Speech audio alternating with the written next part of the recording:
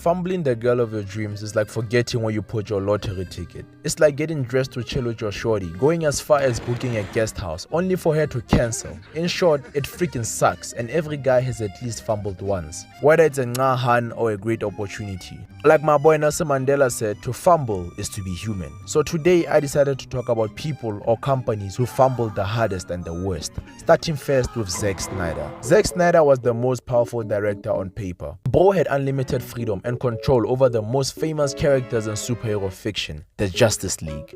With this much power, unlimited resources, and a company that basically saw him like how Inter Miami sees Messi, a company that sees him as the Messiah, he fumbled the literal bag harder than everyone I've ever seen. Because the motivation of the heroes in his movies were not to save people or make the world a better place. No, their motivation was to absorb as much aura as they possibly can and give humanity a middle finger. Just look at Zack Snyder's Superman. When my man pulled up to a fight, you didn't know if he was gonna save you or be the reason for your death. My boy pulled up and fought Zod, intentionally throwing him through buildings and destroying property. Imagine the guy who's called to help you ends up bringing the city's economy almost to zero, makes thousands of people homeless, causes more deaths than the villains, make millions of people lose their jobs, and to put the icing on top, kills the villain in front of kids to give them some childhood trauma. Bro sounds more like COVID than an actual superhero. Bro, isn't your job to save Metropolis? If it is... Oh my god, bro. Oh, hell. What is left for you to save? Honestly, every time bro tries to save the city, he ends up leaving it looking like the remains of World War II. Like almost all his movies are gritty and have this dark, depressing aesthetic. Bro was worse than those girls who fake depression to get attention. His movies were literally a depressed Bart Simpson edit with some 2018 Juice WRLD playing in the background. If you're being honest, with the sheer catalog of popular IPs that DC owns, it is hard to believe that they didn't beat Marvel by a huge gap. Cause honestly speaking, before Marvel Studios, ain't nobody give a fuck about a rich guy in a metal suit or a traumatized war veteran in tights. All people cared about was the X-Men and Fantastic Four. But shit, Marvel pulled off the impossible while the odds were against them. And Zack Snyder pulled off the impossible by fumbling to make at least $10 billion with a company that legit has Batman, Superman, and The Flash. And I know 7 billion is a lot, but Marvel made 30 billion with literal B-list characters, so the Zack has no excuses left in his sack. Light Yagami was literally born drowning in the sauce. He had the face of a pop star, the brains of a depressed scientist who sleeps under trees, the soccer skills of prime Hitler.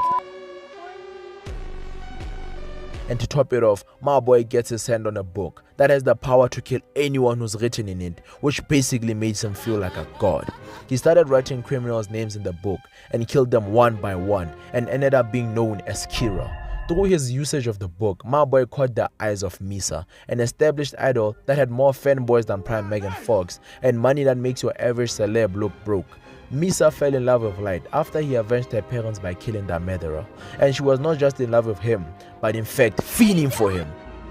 Would you please make me your girlfriend? Give it to me! Give it to me! Give it! She was the female version of those dudes who would pay 10k just for a hug and a meetup. She gave him nicknames, devoted herself to him, and even decided to be the second Kira just to support him. Misa was not just devoted to him, she was obsessed with him. She gave up half her lifespan just to get eyes that would allow him to see the names of criminals he wanted to kill easily without having to do research. She put her life and career on the line for him several times, and she never betrayed him, even once. In short, my boy Light had somehow bagged a 10 out of 10 pop star who was willing to do anything for him. This is the type of girl you would wish for after going through literal hell to collect all the Dragon Balls, but somehow Light fumbled her.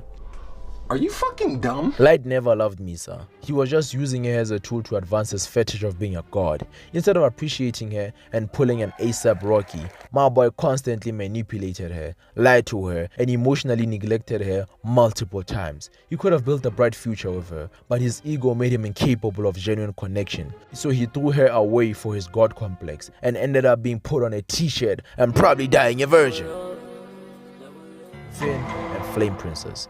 Cartoon Network has this weird obsession of making male main characters the biggest simps. We got Robin doing the craziest things to impress Starfire, Mordecai driving millions of kilometers, killing his friend and dumping his girl at a wedding just to get Margaret, and then we have Finn not taking the hint after getting rejected countless times by Bubblegum. But unlike the Sims before him, Finn actually ended up begging a girl, and that girl was Flame Princess. Flame Princess didn't trust easily cause her dad locked her up in a lantern and constantly roasted her, saying shit like her love is dangerous and out of control and she's unworthy of true love. Basically saying, your life literally is as valuable as a summer ant. I'm just gonna stump you, you're gonna keep coming back, I'm gonna seal up all my cracks, you're gonna keep coming back. Why? Because you keep smelling the syrup. You worthless bitch ass nigga. When Finn came along, he was the first person to make her feel like she was not evil, but instead very amazing. This made her open up to him, and eventually they started dating. My boy begged the hottest girl in the kingdom, literally, but instead of loving her, Einstein here became too curious about her powers. He wanted to see how far Flame Princess powers could go, and basically started treating her like a science experiment. So he and Jake set up multiple situations that would make Flame Princess upset and trigger her to have an unstoppable crash out, just to see if she had enough power to destroy Earth. Like, my boy knew how insecure Flame Princess was about her powers going out of hand when she got upset, but still proceeded to rage bait her. So when Flame Princess found out that Finn was the one setting her up, she was very heartbroken because the one person she thought saw her as more than just a monster was in fact using her, and the love she thought was real turned out to be just a setup. She felt betrayed, dehumanized and alone, which led her to dumping his ass on the spot. This was Finn's biggest fumble, cause unlike Bubblegum, Flame Princess actually loved him, and he ruined everything by betraying her trust.